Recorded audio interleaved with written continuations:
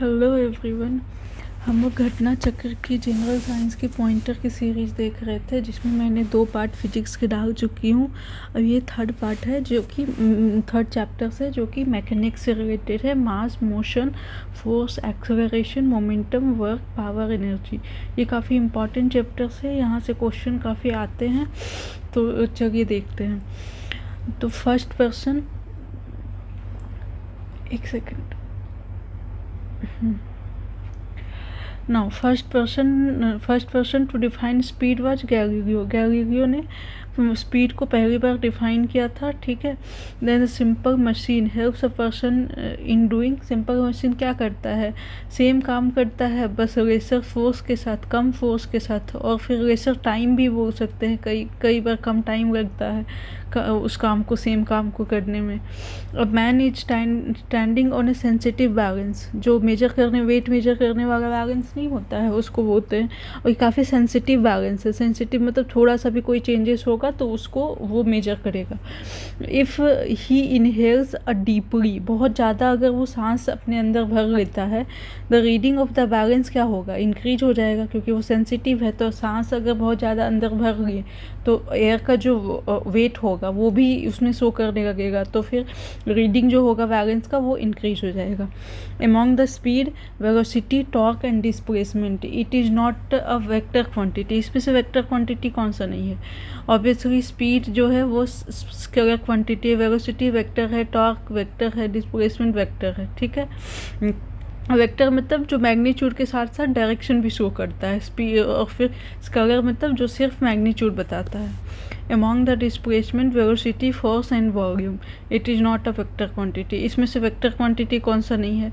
Displacement है, velocity है, force भी है, वॉल्यूम नहीं है। वॉल्यूम में कोई वो डायरेक्शन नहीं शो किया जाता है। Among the time, speed, displacement and distance, it is a vector quantity. Among the time, speed, displacement and distance, time जो है वो वेक्टर क्वांटिटी नहीं है, स्पीड भी नहीं है, डिस्प्लेसमेंट है, डिस्टेंस नहीं है। No, among the force, pressure, velocity and acceleration, it is a scalar quantity. Scalar force vector quantity है, प्रेशर स्केलर क्वांटिटी है, इसका कोई डायरेक्शन नहीं पता चलता है। वेलोसिटी वेक्टर क्वांटिटी है ना, एक्सेलरेशन भी वेक्टर क्वांटिटी है, ठीक है। अब नेक्स्ट है among the momentum, pressure, energy and work, it is a vector quantity. Vector quantity momentum ही है, प्रेशर तो नहीं है, अभी हमने देखा। एनर्जी और वर्क दोनों नहीं है, ठीक है। The physical quantity represented by ratio of momentum and velocity. Ratio of momentum and velocity, momentum क्या होता है? एम, मोमेंटम का फार्मूला होता है m into velocity, mass into velocity. और बोल रहा है रेशियो ऑफ मोमेंटम, मोमेंटम ये हो गया डिवाइडेड बाय वेलोसिटी, तो वो क्या रिप्रेजेंट करेगा? सिर्फ मास रिप्रेजेंट करेगा, ठीक है। Force is a product of mass into acceleration, F equal to M A. ये F equal to M A होता है, तो mass into acceleration. If the number representing volume and surface area of a cube are equal. देखिए cube का volume क्या होता है? Volume equal to a cube होता है, सरफेस एरिया होता है 6a²। अब ये बोल रहा है number representing volume and surface area is equal, मतलब वॉल्यूम जो है वो सरफेस एरिया के इक्वल होगा, ठीक है। तो then the length of the edge of the cube is in the terms of unit. Edge मतलब लेंथ कितना होगा क्यूब के एज का, तो ए इक्वल टू 6 आया, तो 6 हो जाएगा, ठीक है। उसके बाद energy conservation means energy can neither be created not destroyed. Energy ना ही क्रिएट कर सकते हैं, ना ही डिस्ट्रॉय होता है वो, ठीक है। Energy of wind is kinetic energy. Wind में जो एनर्जी होती है वो काइनेटिक एनर्जी होती है, ठीक है। और काइनेटिक एनर्जी का क्या फॉर्मूला होता है? हाफ इक्वल टू mv², ठीक है। फिर in wind power the form of energy converted into electrical energy is kinetic energy. Same question है। Most of the source of energy we use represent stored solar energy. हम लोग जितना भी energy, जितना भी नहीं, मोस्ट ऑफ द एनर्जी जो use करते हैं वो सोलर एनर्जी होता है, बट स्टोर्ड फॉर्मेट में किसी न किसी फॉर्म में स्टोर होता है, उसको हम यूज करते हैं। These sources of energy are not ultimately derive from sun's energy. Direct sun energy नहीं होती है, जैसे कि न्यूक्लियर एनर्जी हो गया, जियोथर्मल एनर्जी हो गया, जो कि सन का ही एनर्जी है जो कि स्टोर्ड है। जियोथर्मल एनर्जी, अर्थ में जो एनर्जी स्टोर्ड है वो सन एनर्जी ही है। न्यूक्लियर एनर्जी भी हो गया। फिर नॉन कन्वेंशनल एनर्जी मतलब रिन्यूएबल सोर्स ऑफ एनर्जी, ठीक है। दो एनर्जी सोर्स रिन्यूएबल कहलाता है, नॉन कन्वेंशनल, और कन्वेंशनल नॉन रिन्यूएबल कहलाता है। एनर्जी कन्वर्जन, सनलाइट को इलेक्ट्रिक में कन्वर्ट करते हैं सोलर सेल से। इलेक्ट्रिक को साउंड में कन्वर्ट किया जाता है लाउड स्पीकर से। मास को हीट में न्यूक्लियर रिएक्टर के द्वारा कन्वर्ट करते हैं। Chemical to heat and light में फ्यूल कन्वर्शन के द्वारा कन्वर्ट किया जाता है, ठीक है। तो ये आप देख लीजिएगा। उसके बाद फिर न्यूटन्स का फर्स्ट लॉ ऑफ मोशन को लॉ ऑफ इनर्शिया बोला जाता है। As the train starts moving the head of the passenger sitting inside leans for backward. जैसे ही ट्रेन स्टार्ट होता है, पैसेंजर का सर जो होता है वो पीछे की तरफ चला जाता है। ये किसके कारण होता है? इनर्शिया ऑफ रेस्ट के कारण, ठीक है। Static science is associated with situation of rest. Static मतलब ही होता है रेस्ट, तो रेस्ट से रिलेटेड है, ठीक है। Assertion, a man standing on a completely frictionless surface can propel himself by whistling, ठीक है। मतलब मैन जो अगर कोई फ्रिक्शन रेस्ट सरफेस पे खड़ा है तो वो खुद को ही विसल बजा के मूव कर सकता है आगे। If no external force acts on a system its momentum can not change. अगर कोई एक्सटर्नल फोर्स नहीं लगाया जा रहा है किसी सिस्टम पे तो उसका मोमेंटम चेंज नहीं होता है। दोनों ही सही है, लेकिन करेक्ट एक्सप्लेनेशन नहीं है आर, ठीक है। आर इसका करेक्ट एक्सप्लेनेशन नहीं है। It is difficult to walk on the ice then on the road. क्यों आइस में चलना डिफ़िकल्ट होता है then on the road? Because ice में बहुत कम फ्रिक्शन होता है, ठीक है, देन ऑन द रोड। तो फ्रिक्शन कम होगा तो फिसल जाते हैं लोग। In standing a loaded cart one has to push harder then to keep it moving, because मतलब एक बहुत ज़्यादा लोडेड कार्ट है, ठीक है, बहुत ज़्यादा लोडेड है, तो उसको स्टार्टिंग में मूव करना बहुत मुश्किल होता है। एक बार वो मूव कर लेता है, मूव हो जाता है, तो उसके बाद फिर उसको वो कंटिन्यूसली मूव होता है, ईजिली मूव होता रहता है, ठीक है। तो स्टार्टिंग में उसको पुश करना थोड़ा मुश्किल होता है। There is a less friction once the cart start moving. Starting में फ्रिक्शन बहुत ज़्यादा होता है, एक बार वो मूव करना स्टार्ट हो जाता है तो फ्रिक्शन कम हो जाता है। For every action there is equal and opposite reaction. The law was given by Newton. Newton के द्वारा ही दिया गया है ये। A man jumped at a speed of 5 metre per second, ठीक है। ये जंप करता है speed of 5 metre per second from a stationary boat and the boat moved off with a speed of 0.5 meter per second. How many times is the mass of the boat greater than that of the man?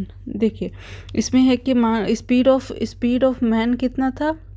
5 metre per second, ठीक है। और speed of boat कितना था? Speed of boat 0.5 metre per second. And momentum conservation theory के according mass into, मान लीजिए इसका man का मास था m और बोट का मास था m, छोटा सा, ठीक है। तो mass into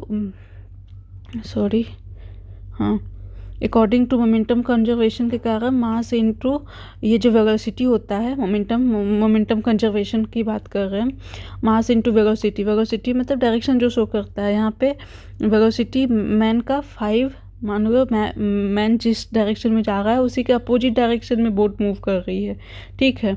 0.5 metre boat moved of opposite direction में, तो m इंटू 0.5 इक्वल टू 0, ठीक है। तो ये हो गया mass into 5 equal to m into 0.5। अब क्या पूछ रहा है? How many times the mass of the boat का मास m है, ये कितना बड़ा होगा मैन के मास से? तो m इक्वल टू कितना होगा? 5/0.5 मास, तो 10 इंटू हो जाएगा, ठीक है। 10 टाइम्स ऑफ मास, 10 टाइम्स हो गया। A truck, a car and a motorcycle have equal kinetic energy if equal stopping force are applied and they stop after traveling. A truck है, कार है, मोटरसाइकिल है, इसमें इक्वल काइनेटिक एनर्जी लगाया जा रहा है और इक्वल ही स्टॉपिंग फोर्स भी लगाया जा रहा है कुछ डिस्टेंस के बाद। ये लोग डिस्टेंस ट्रेवल करते हैं XYZ, तो फिर XYZ क्या होगा, X equal to y equal to z होगा। सेम डिस्टेंस ट्रैवल किया है, क्योंकि काइनेटिक एनर्जी सेम है तो सेम डिस्टेंस ट्रैवल करेंगे और फिर स्टॉपिंग फोर्स भी सेम है तो फिर स्टॉप भी सेम हो जाएंगे। Ratio of kinetic energy of two bodies of the same mass is 4:9। ठीक है, रेशियो ऑफ काइनेटिक एनर्जी का फॉर्मूला मैंने बताया था 1/2 mv²।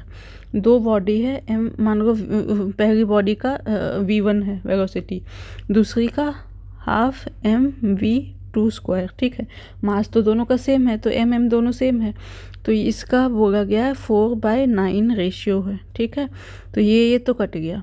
ठीक है, तो the ratio of their velocity v1/v2 की रेशियो क्या होगा, √4/9 हो जाएगा, 2/3 हो जाएगा। ठीक है, 2/3 हो जाएगा, तो ये 2/3 है। अब हो गया cycle and cars used ball bearing because देखिए साइकिल और कार्स, साइकिल का टायर देखा होगा आपने, ऐसा होता है, इसके किनारे किनारे टायर है। ठीक है, ये स्टील का होता है, इसके किनारे जो टायर है और ऐसा लगा रहता है और बीच में ये इस तरह से होता है, बॉल बियरिंग इसको बोलते हैं। तो ये जो लगा रहता है इसको क्यों इसको यूज किया जाता है, ताकि इफेक्टिव एरिया जो होता है contact between wheel and the axle is reduced. ठीक है, व्हील और एक्सल के बीच में कॉन्टैक्ट एरिया जो है वो रिड्यूस हो सके, इसीलिए। The person is sitting in a car is at a rest which is at a rest. ठीक है, the reaction from the road at each of the 4 wheel of the car is R. A person seated है, ठीक है, car पे और फिर चारों wheel पे रिएक्शन लग रहा है आर। ठीक है, आर रिएक्शन लगा रहा है। When the car runs on a straight river road, ठीक है, how will the reaction at each of the front wheel very. Front wheel पे कैसा रिएक्शन होगा, तो इसका जो रिएक्शन होगा वो आर से कम होगा, जो पहले जो रिएक्शन था उसके कंपेरिजन में कम होगा। ठीक है, an oil tanker is partially filled with oil. ठीक है, and moves partially, oil tanker mostly cylinder shape में होता है, पार्शियली फिल्ड है। ठीक है, पूरा फिल्ड नहीं है, पार्शियली मान लो इतना फिल्ड है। And moves forward on a river road में मूव कर रहा है with uniform exploration. The free surface of the oil then is incline to the horizontal with larger depth at the rear end. मतलब उधर की तरफ move कर रहा है वो, ठीक है, उधर की तरफ मूव कर रहा है तो लार्जर एंड मतलब पीछे वाला एंड में हॉरिजेंटल सरफेस जो है, ये फ्री एंड जो है वो हॉरिजेंट से इंक्लाइन कर जाएगा, मतलब ये ऐसा हो जाएगा। ऑयल जो है, टैंकर तो ठीक है, ऑयल ऐसा हो जाएगा। ठीक है, ऑयल ऐसा हो जाएगा, इंक्लाइंड हो जाएगा, थोड़ा सा इंक्लाइंड हो जाएगा। लार्जर डेप्थ जो है इधर ज़्यादा होगा, इधर कम होगा। ठीक है, ऐसा हो जाएगा। उसके बाद फिर A 4 wheel while moving in a sharp circular path at height speed will overturn about its outer wheel and the skid outwards. ठीक है, a batsman hits a cricket ball which then rolls on a level ground after covering a short distance. Batsman जो है वो ball को hit करता है, वो जब ग्राउंड में आता है तो थोड़ी देर वो मूव करता है, फिर आके स्टॉप हो जाता है। तो the ball comes to the rest, the ball slows to stop क्यों हो जाता है, because the force on the ball opposing the motion, there is a force, मतलब फ्रिक्शनल फोर्स लगना, जैसे ही वो ग्राउंड में घसीटना स्टार्ट होता है फ्रिक्शनल फोर्स उस पर लगना स्टार्ट हो जाता है, तो फ्रिक्शन फोर्स के कारण वो बॉल रेस्ट पे आ जाता है, स्टॉप हो जाता है। ठीक है, the correct equation for finding the acceleration is a = v - u/t। ठीक है, the working principle of A washing machine is centrifugation. Washing machine centrifugation के प्रिंसिपल पे काम करता है। सेंट्रीफ्यूगेशन का मतलब सर्कुलर मोशन में आउटवर्ड की तरफ फोर्स लगना, और फिर सेंट्रीपीटल जो होता है वो इनवर्ड की तरफ फोर्स लगता है, सेंट्रीपीटल। सेंट्रीफ्यूगल मतलब आउटवर्ड की तरफ फोर्स लगना। और separation of cream from the milk by churning is due to centrifugal. इसमें भी जब क्रीम को मथते हैं तो फोर्स बाहर की तरफ लगता है, ठीक है। और वॉशिंग मशीन में भी बाहर की तरफ कपड़े जब डालते हैं, उसको ऑन करते हैं तो बाहर की तरफ फोर्स लगता है। तो सेंट्रीफ्यूगेशन के प्रिंसिपल पे ये काम करता है। तो ये चैप्टर ख़त्म हो गया। Thank you very much for listening.